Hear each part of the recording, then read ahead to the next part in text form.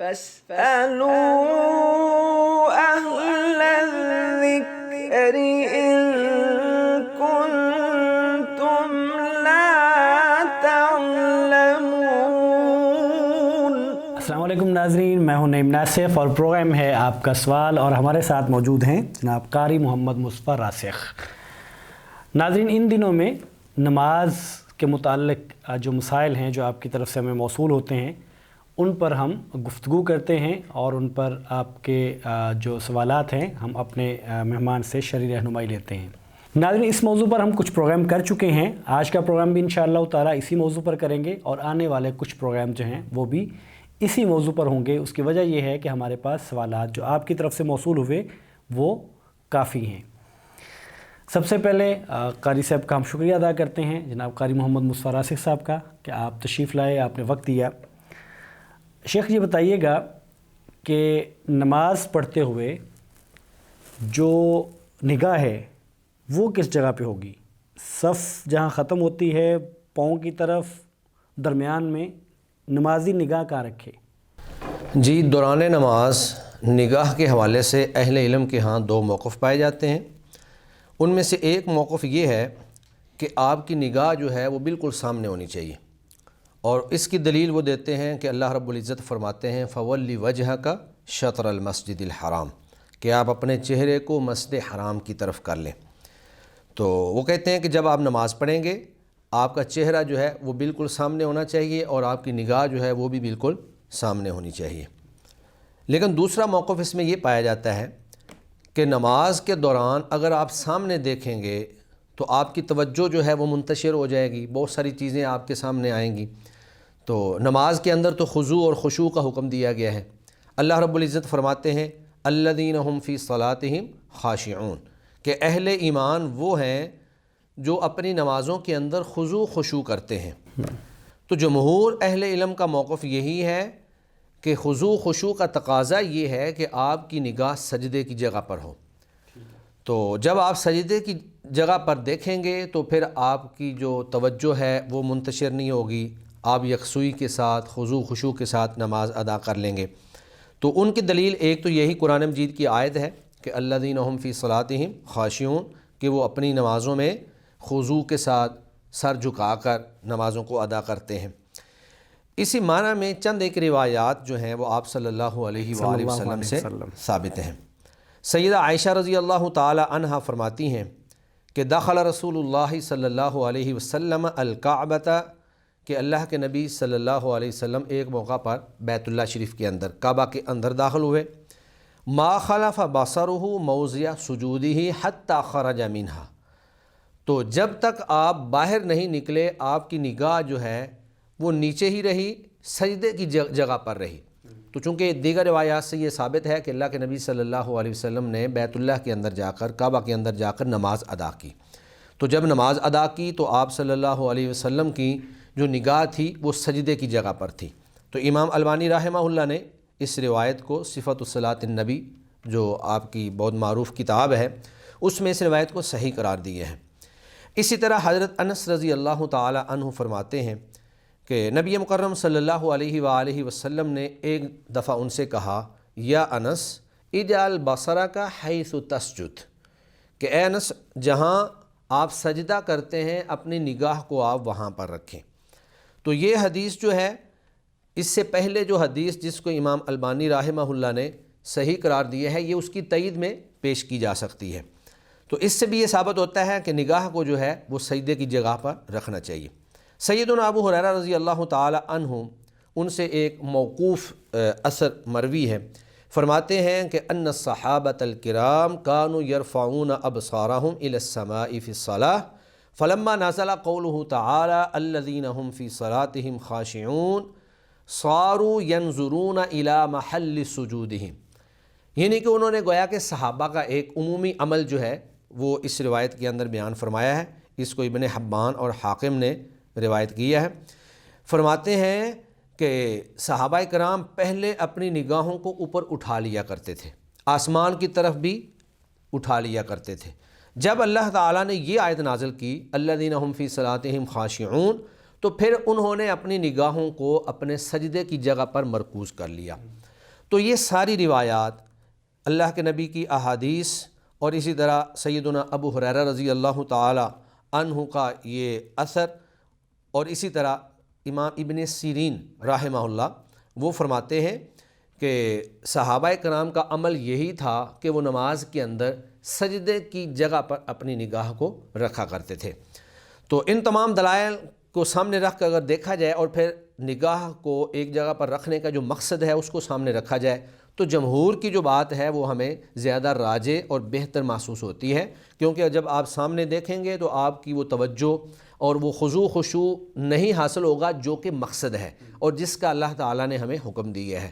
لیکن جب آپ سجدے کی جگہ پر دیکھیں گے تو پھر آپ کی توجہ کم منتشر ہوگی اور آپ کے اندر یکسوئی زیادہ آئے گی، اور خضوع خشوع کا وہ تقاضا جو اللہ تعالیٰ نے ہم سے کیا ہے وہ کما حقہ پورا کیا جا سکتا ہے۔ درست ہے۔ آپ یکسوئی کی بات کر رہے ہیں نماز میں اور خضوع اور خشوع کی بات کرتے ہیں، تو ایک بات ذہن میں آتی ہے کہ آج کل جب ہم نماز کے لیے مسجد میں آتے ہیں تو بس اوقات موبائل، سب کے موبائل سب کے پاس ہوتے ہیں، اور بس اوقات موبائل کو سائلنٹ پہ کرنا، اس موڈ پہ لے کے جانا وہ بھول جاتا ہے، یاد نہیں رہتا، اور نماز کے دوران میں موبائل بجنا شروع ہو جاتا ہے۔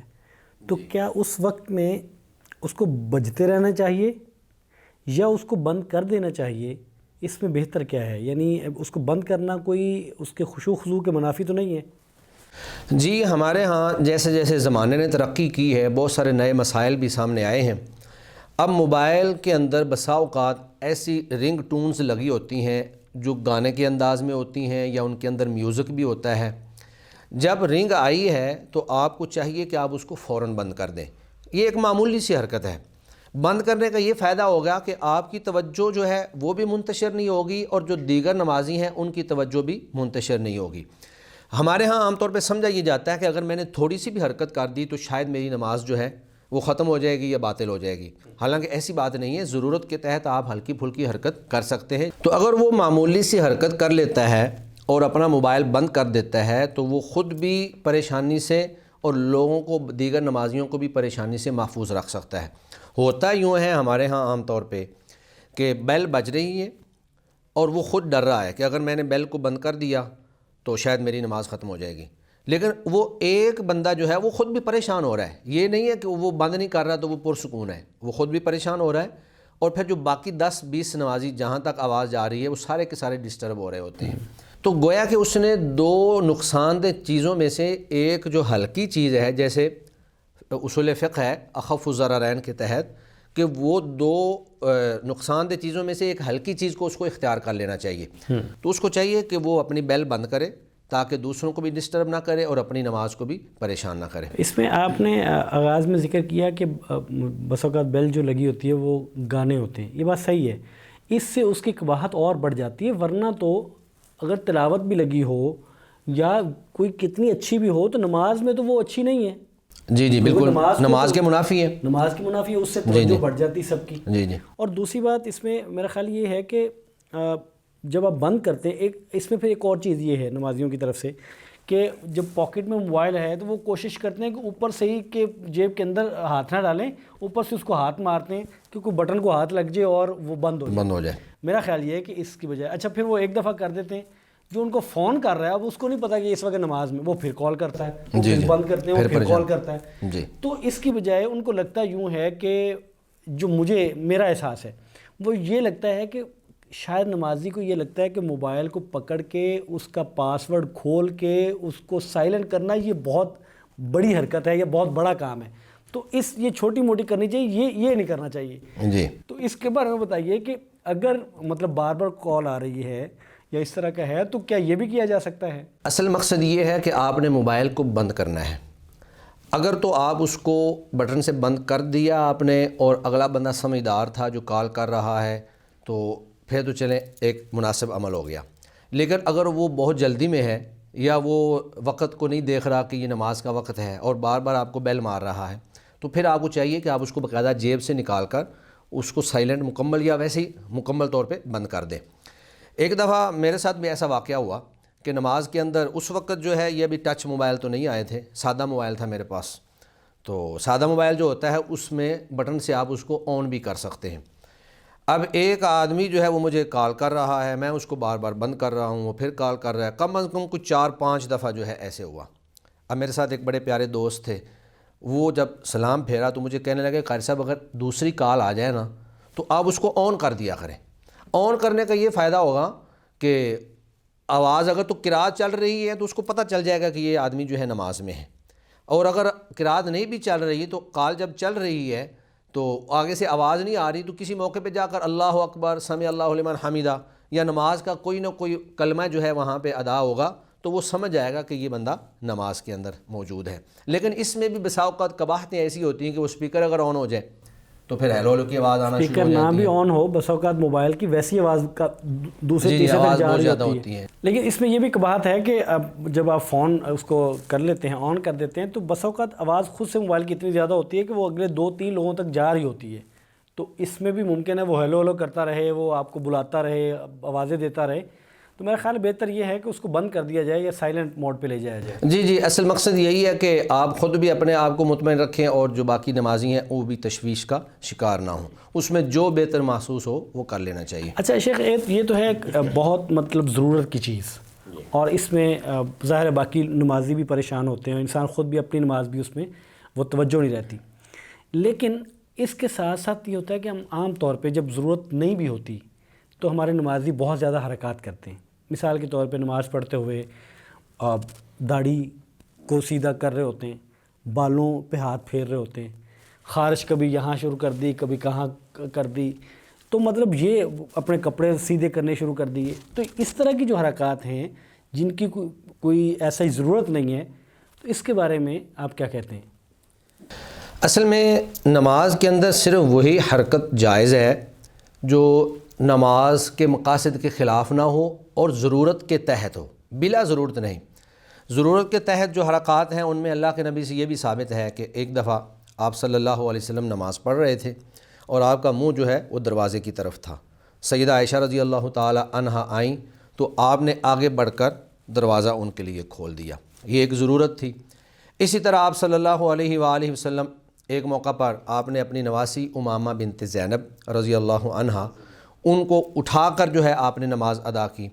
جب آپ کھڑے ہوئے تو آپ نے اٹھا لیا، رکوع میں گئے تو ان کو نیچے بٹھا دیا، پھر جب آپ کھڑے ہوئے تو پھر اٹھا لیا۔ تو یہ حرکات وہ ہیں جو انتہائی ضروری ہیں اور ان کے بغیر گزارا نہیں ہے۔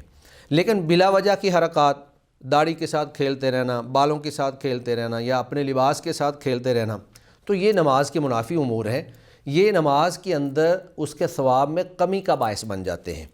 جس طرح کہ وہ حدیث شریف کے اندر موجود ہے کہ ایک نمازی کو اس کی نماز کا چوتھا حصہ جو ہے وہ ثواب کا ملتا ہے، اور ایک آدمی ہے اس کو 1/3 حصہ ملتا ہے، ایک آدمی کو آدھی نماز کا حصہ ملتا ہے، اور بہت سارے نمازی ایسے بھی ہوتے ہیں کہ ان کو نماز میں سے کچھ بھی نہیں ملتا، ان کی نماز جو ہے وہ ان کے منہ پہ مار دی جاتی ہے۔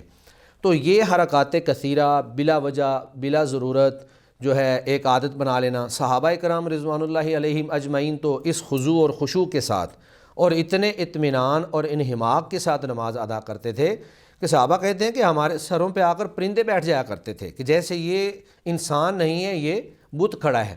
تو ہماری نمازوں کے اندر خضوع خشوع، اطمینان، سکون، وہی سارا ہونا چاہیے۔ ہمارے لیے یہ معیار اور مثال صحابہ کرام کی نماز ہے۔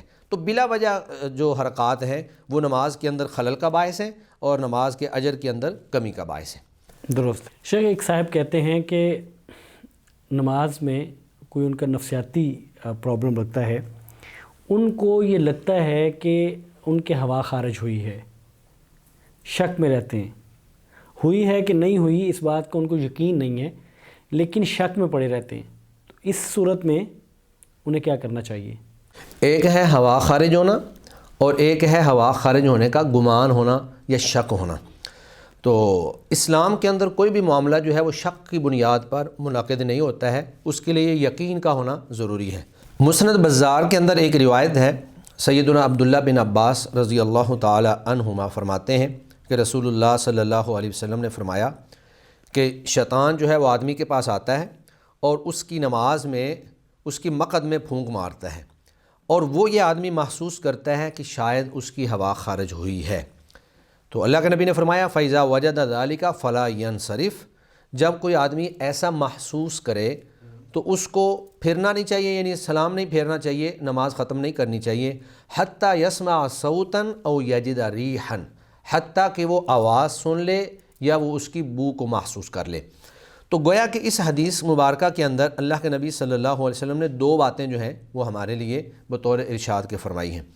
ایک بات تو یہ ہے کہ یہ وسوسہ شیطان کی طرف سے ہوتا ہے، شیطان جو ہے وہ نمازی کے پاس آتا ہے، اس کی نماز کو خراب کرنے کی کوشش کرتا ہے، اس کو شک کے اندر مبتلا کرتا ہے تاکہ نمازی پریشان ہو۔ اور دوسری بات یہ ہے کہ آپ نے شک کی بنیاد پر فیصلہ نہیں کرنا۔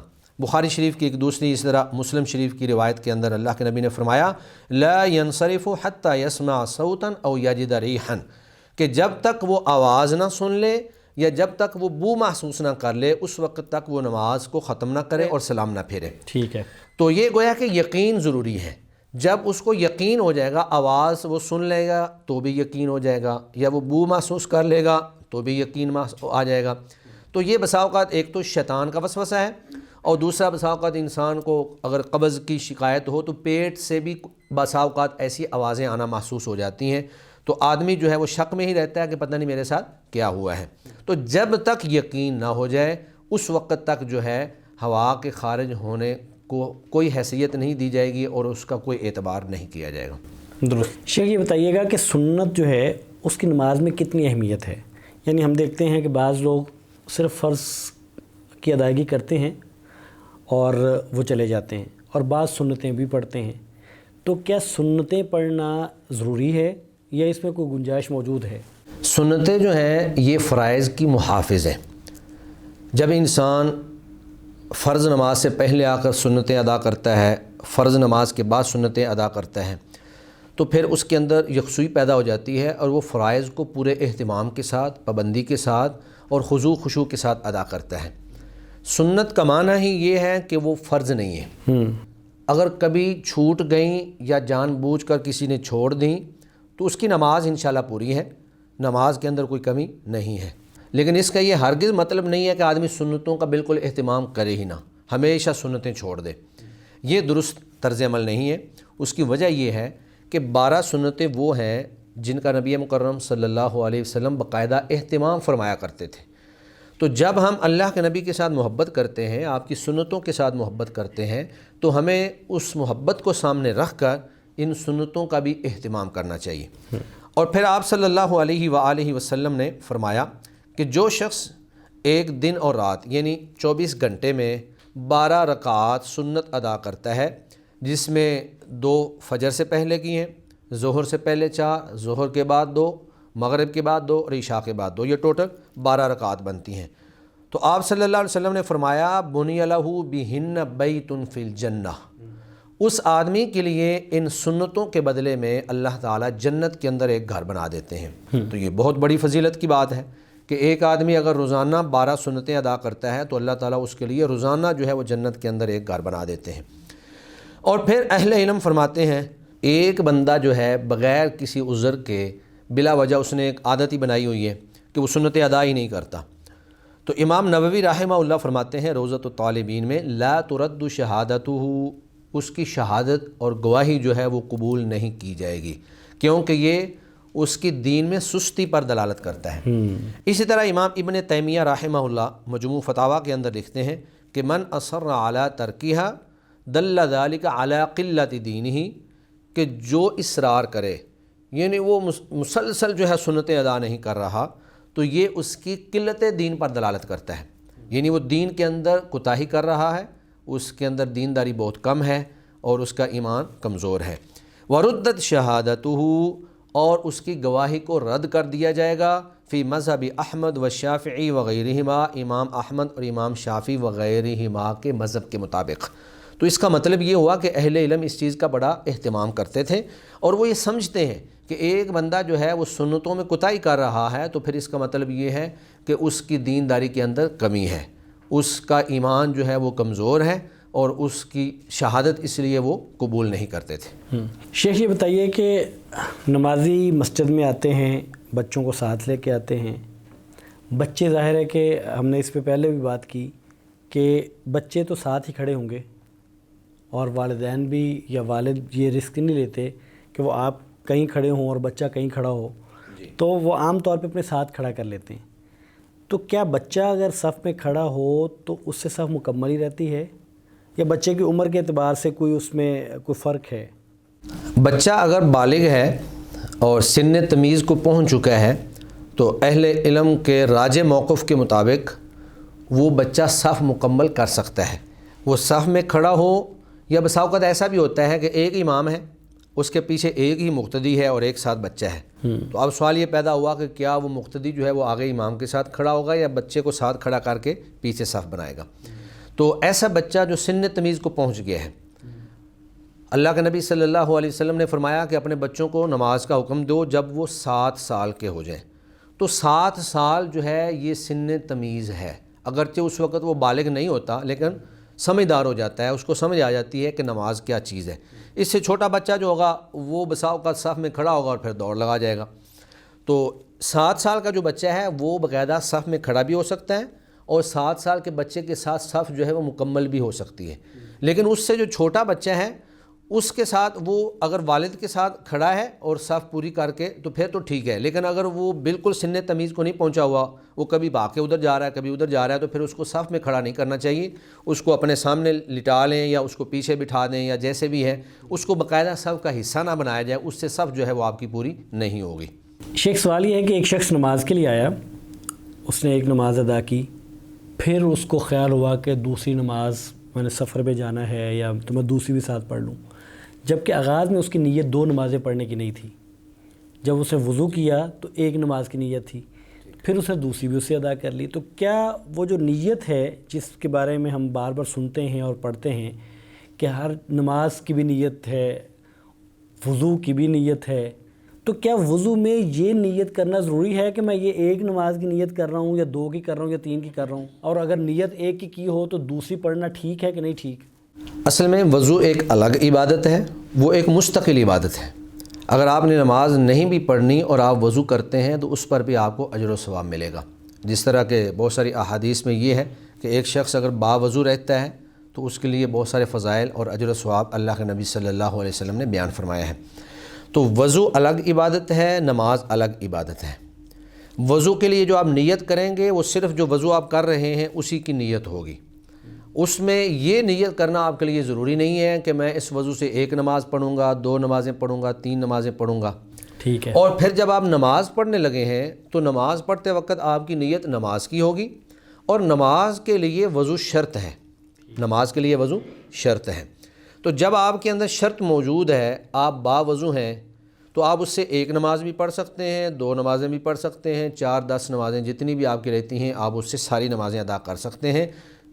وضو کرتے ہوئے یہ نیت کرنا ضروری نہیں ہے کہ میں یہ وضو اتنی نمازوں کے لیے کر رہا ہوں. آپ نے صرف وضو کی نیت کی اور جب تک آپ باوضو ہیں تب تک آپ نمازیں اس سے ادا کر سکتے ہیں. الدعاء مخ العبادہ.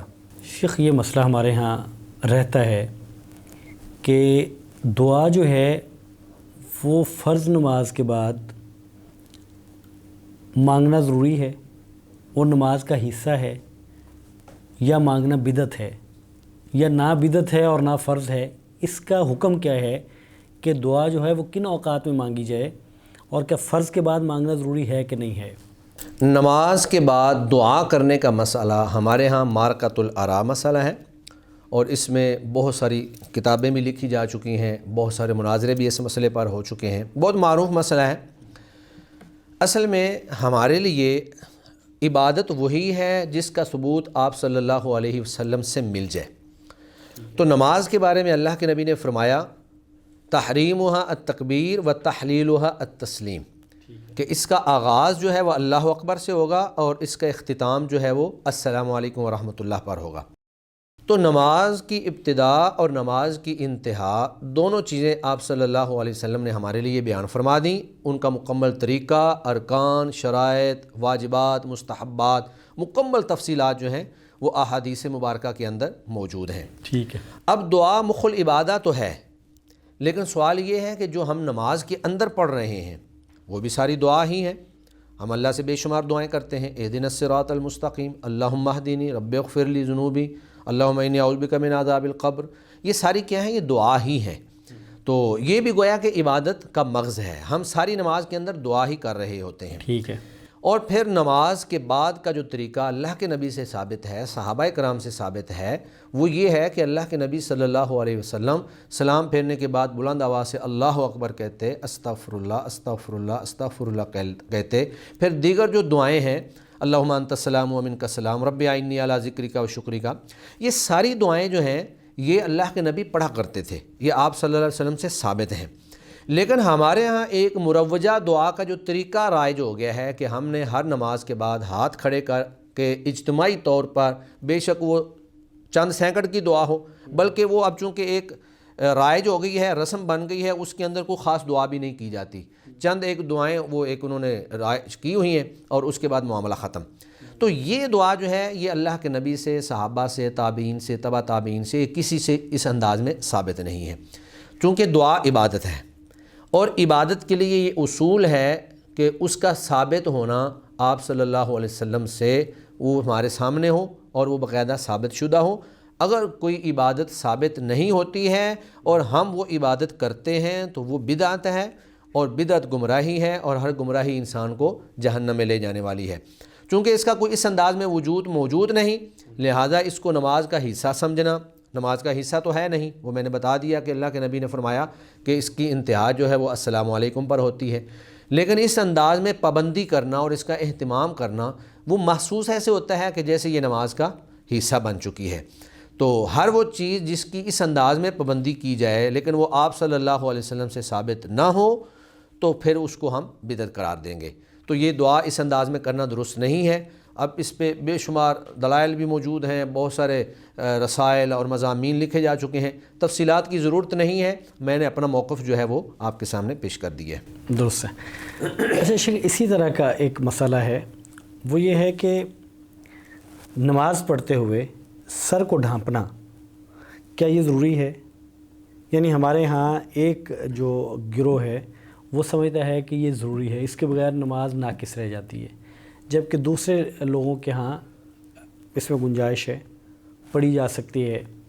تو کیا یہ ضروری ہے؟ اور جو ضروری سمجھتے ہیں وہ آپ بھی جانتے ہوں گے، انہوں نے باقاعدہ جو ہے وہ مساجد میں ٹوپیاں جو ہیں وہ الگ سے رکھی ہوتی ہیں تاکہ اگر کوئی شخص خود لے کے نہیں آیا تو وہی سے لے اور پہن لے تاکہ نماز ان کے خیال میں نماز مکمل ہو. تو اس کے بارے میں فرمائیے گا.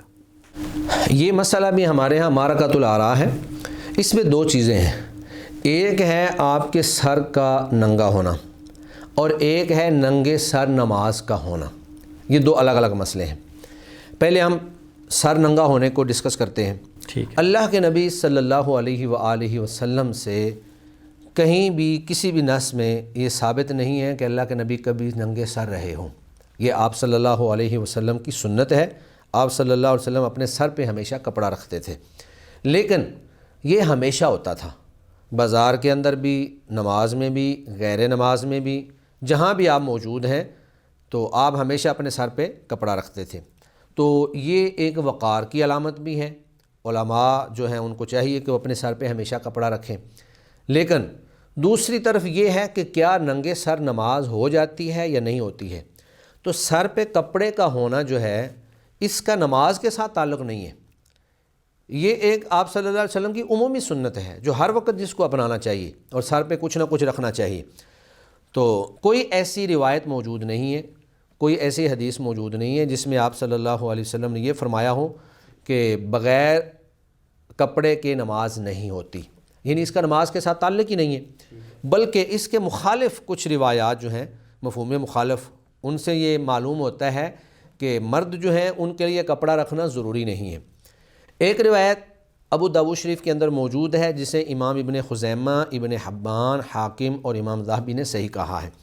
وہ یہ ہے کہ اللہ کے نبی صلی اللہ علیہ وسلم نے فرمایا کہ اللہ تعالیٰ کسی نوجوان عورت کی نماز دوپٹے کے بغیر قبول نہیں کرتا. تو یہ عورت کے بارے میں ہے. اس کا مفہوم مخالف اہل علم یہ بیان کرتے ہیں کہ اس کا مطلب یہ ہے کہ عورت کی بغیر دوپٹے کی قبول نہیں ہوتی لیکن مرد کی بغیر دوپٹے کی قبول ہو جاتی ہے. تو اس روایت سے یہ ثابت ہوتا ہے کہ مرد کی نماز جو ہے وہ بغیر کپڑے کے ہو جاتی ہے. نماز ہو جاتی ہے، لیکن عمومی طور پر جو میں نے پہلے بھی بیان کیا کہ سر پہ کپڑا رکھنا جو ہے یہ وقار کی علامت ہے اور علماء کی شان ہے۔ اچھا شیخ، ہم نے پہلے بھی اس پہ بات کی، ایک سوال ہے، اس پہ بات ہو چکی ہے اگرچہ، کہ بچہ جب مسجد میں آتا ہے تو ہم نے اس پہ بات کی کہ وہ صف مکمل کر سکتا ہے کہ نہیں کر سکتا، تو بچے کو مسجد میں آنا یا اس کو لے کے آنا، ظاہر ہے اس پہ کچھ چیزیں مثبت بھی ہیں کچھ منفی بھی ہیں، تو اس کے بارے میں آپ کیا کہتے ہیں؟ بچوں کو مسجد میں لانا چاہیے تاکہ بچے جو ہیں وہ مسجد کے ماحول سے مانوس ہو جائیں، ان کی مسجد کے ساتھ محبت جو ہے وہ زیادہ ہو جائے، اور پھر وہ آہستہ آہستہ خود بخود جو ہے مسجد کی طرف آنا شروع ہو جائیں۔ آپ صلی اللہ علیہ وآلہ وسلم کئی بار چھوٹے بچوں کو مسجد میں لے آتے تھے، سیدنا حسن رضی اللہ تعالی عنہ، اسی طرح سیدنا حسین رضی اللہ تعالی عنہ، وہ تو بلکہ خود ہی مسجد میں آ جایا کرتے تھے، چھوٹے بچے ہوتے تھے۔ ایک دفعہ اللہ کے نبی سجدہ کر رہے تھے تو سیدنا حسین رضی اللہ تعالی عنہ یا حسن رضی اللہ تعالی عنہ ان کے اوپر بیٹھ گئے اور آپ صلی اللہ علیہ وسلم نے سجدے کو لمبا کر دیا۔ اسی طرح ایک موقع پر آپ صلی اللہ علیہ وسلم نے اپنی نواسی سیدہ امامہ بنت زینب رضی اللہ تعالی عنہا ان کو مسجد میں لے آئے، اور وہ تو بالکل ہی چھوٹی بچی تھیں، اور ان کو اٹھا کر آپ صلی اللہ علیہ وسلم نے نماز پڑھی۔ تو یہ روایات جو ہیں، ان روایات کو سامنے رکھ کر امام بخاری رحمہ اللہ نے باب باندھا ہے کہ باب اذا حمل جاریۃ صغیرۃ علی عنقہ فی الصلاۃ، کہ نماز میں چھوٹی بچی کو گردن پر اٹھا کر نماز پڑھنا۔ اور اسی طرح اس باب پر حافظ ابن حجر رحمہ اللہ شرح کرتے ہوئے فرماتے ہیں کہ وہ علی جواز ادخال الصبیان فی المساجد، کہ ان روایات میں بچوں کو مساجد میں داخل کرنے کا جواز جو ہے وہ معلوم ہوتا ہے۔ تو یہ ساری روایات اور مقاصد کو سامنے رکھا جائے تو بچوں کو مسجد میں لانا چاہیے، اور ان کو لانے پر جو ہے جزا فضا بھی نہیں کرنی چاہیے، شور بھی نہیں کرنا چاہیے۔ بسا اوقات مساجد میں جو بزرگ لوگ ہوتے ہیں وہ بچوں کے شور پر جو ہے غصہ ہو جاتے ہیں، جن کو کیوں لایا گیا ہے۔ اللہ کے نبی صلی اللہ علیہ وسلم کا عمل ہمارے سامنے ہے کہ اللہ کے نبی فرماتے ہیں کہ بسا اوقات میں یہ سوچتا تھا کہ میں لمبی نماز پڑھاؤں گا، لیکن کسی عورت کا بچہ رونا شروع ہو جاتا تو اس کے رونے کی وجہ سے پھر میں نماز کو مخفف کر دیتا، چھوٹا کر دیتا، تاکہ اس کی جو ماں ہے وہ تشویش میں مبتلا نہ ہو۔ تو اس کا مطلب یہ ہے کہ بالکل چھوٹے بچوں کو بھی لایا جا سکتا ہے، لیکن اس میں بعض چیزوں کا ہمیں دھیان رکھنا ہوگا، جس طرح کہ عصر حاضر میں مساجد کے اندر بہت خوبصورت قالین بچھے ہوتے ہیں، صفائی ستھرائی کا بہت اچھا نظام ہوتا ہے، تو ہم چھوٹے بچوں کو لا تو سکتے ہیں، لیکن یا تو ان کو پیمپر لگا کر لائیں تاکہ پیشاب پخانہ وہ نہ کر سکیں، مسجد کے قالین خراب نہ کر سکیں۔ تو جو بھی ہم احتیاطی تدابیر کر سکتے ہیں چھوٹے بچوں کو مسجد میں لانے کے حوالے سے وہ ہمیں کر لینا چاہیے، لیکن بچوں کو مسجد سے روکنا نہیں چاہیے۔ یہ کسی نے بڑا اچھا جملہ بولا ہے کہ یہ بچے جن کو شور سے آپ پریشان ہو رہے ہیں اور ان کو آپ مسجد سے بھگا رہے ہیں، کل کو جب یہ بڑے ہو جائیں گے تو پھر آپ ان کو مسجد میں لانے کے لیے ان کی منتیں کیا کریں گے۔ اور میں یہ ایک جگہ فیس بک پہ دیکھ رہا تھا کہ ترکی کے اندر انہوں نے چھوٹے بچوں کے لیے مسجد کے ساتھ ہی پلے گراؤنڈ بنایا ہوا ہے کہ وہ لوگ بچوں کو مسجد میں لاتے ہیں، بچوں کو وہاں چھوڑ دیتے ہیں، بچے کھیلتے رہتے ہیں، اور لوگ جو ہے وہ نماز ادا کر لیتے ہیں اور پھر وہاں سے بچوں کو پکڑتے ہیں اور لے جاتے ہیں۔ اس کھیلنے کے باوجود ان کا ایک تعلق بنے گا مسجد کے ساتھ، مسجد کے ساتھ ایک تعلق ہے، ان کے لیے مسجد جو ہے وہ اجنبی چیز نہیں رہتی ہے، وہ سمجھتے ہیں کہ یہ وہ جگہ ہے جہاں ہم اکثر آتے جاتے ہیں، ہمارے والدین آتے جاتے ہیں، وہاں آنا اچھا لگتا ہے، ہمیں آنا اچھا لگتا ہے، دل لگتا ہے وہاں پر۔ تو یہ ایک تربیت کا حصہ ہے۔ اگر ہم بچوں کو مسجد سے ڈراتے رہیں گے، مسجد میں بچہ آ گیا تو اس کے پیچھے پڑ جائیں گے، تو وہ سمجھیں گے پتہ نہیں شاید یہاں پہ میرا آنا غلط تھا، مجھے یہاں آنا نہیں چاہیے تھا، شاید میں غلط جگہ پہ آ گیا ہوں۔ تو اگر کوئی بچہ شور بھی کر رہا ہے تو پیار کے ساتھ، محبت کے ساتھ اس کو سمجھا دیں کہ یہ اللہ کا گھر ہے، یہاں پر نماز ادا کرتے ہیں، تلاوت کرتے ہیں، ذکر و اذکار کرتے ہیں، یہاں اس کو میدان نہیں بناتے، کھیلتے کودتے نہیں ہیں تاکہ دوسروں کی نماز خراب نہ ہو۔ تو اصل بات جو ہے نا تربیت کی اور اصلاح کی، ہم وہ کرتے نہیں ہیں، اور دوسری طرف ہم زور دے دیتے ہیں کہ جی بچوں کو مسجد میں نہیں آنا چاہیے۔ تو یہ ساری روایات اللہ کے نبی کے دور میں جب بچے مسجد میں آ جاتے تھے تو اس دور سے بڑھ کر تو کوئی دور نہیں ہو سکتا ہے، ظاہر ہے۔ اچھا شیخ یہ بتائیے گا کہ ہم نے نیت پہ بات کی اس سے پہلے، نیت یہ کیا ہے؟ یہ اس میں بھی ہمارا آپس میں اختلاف ہے، ایک شخص وہ ہے جو نیت دل میں کرتا ہے، ایک شخص وہ ہے جو زبان سے ادا کرتا ہے، تو اس میں ہمیں شریعت کیا بتاتی ہے؟ نیت کا معنی ہے قصد و ارادہ، اور ایک عاقل شخص جو ہے، سمجھدار شخص جو ہے، وہ جو کوئی بھی کام کرتا ہے نیت کے بغیر نہیں کرتا ہے۔ آپ گھر سے چلے ہیں، مسجد کی طرف جا رہے ہیں، تو نیت کے بغیر آپ نہیں جا رہے ہیں۔